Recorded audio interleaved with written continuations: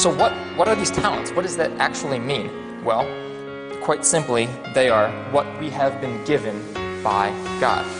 They are our talents, our spiritual gifts, our physical abilities. They are opportunities, personal traits, relationships, and even time.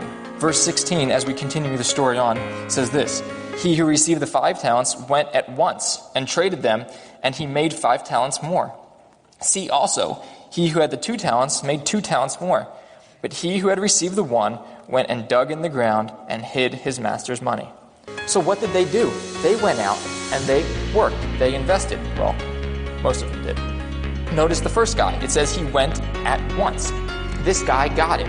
This guy understood that his master was coming back and that his master would be expecting a return on his investment, knowing that his faithfulness would bring his master joyfulness. The second guy does the same thing. He goes, he works, he got returns, because he understands that the master is coming back.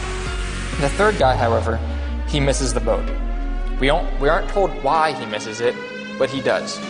He gives a pretty lousy excuse later on as to why he doesn't do it. The fact of the matter is, he misses on an opportunity to be faithful and joyful. Verse 19 says this: Now after a long time, the master of those servants came and settled accounts with them. Notice the text saying, after a long time. The master didn't just leave for a weekend and say, guys, hold on to this money. I'll be back on Monday. It's going to be okay. No, it says after a long time. These guys labored for a while, possibly months and years, before they saw the fruits of their labor. Sometimes the rewards of our faithfulness take a while to manifest themselves. In fact, we may never see the fruits of our labor here on this earth. But take heart, our rewards are coming. And here's the great part. A lot of times, our faithfulness brings joyfulness right here and right now. Sometimes it's a very tangible moment. One of my professors at BBC calls them paydays.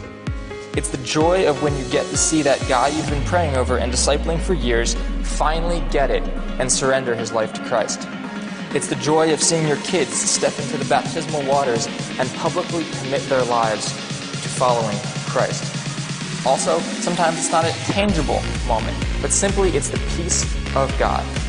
David understood this, and Psalm 73 is all about how David's world is simply shattered and simply falling apart until he draws near to God and everything comes into perspective. Because being faithful brings joyfulness. Sometimes now, sometimes later, but that joyfulness always comes. It always comes.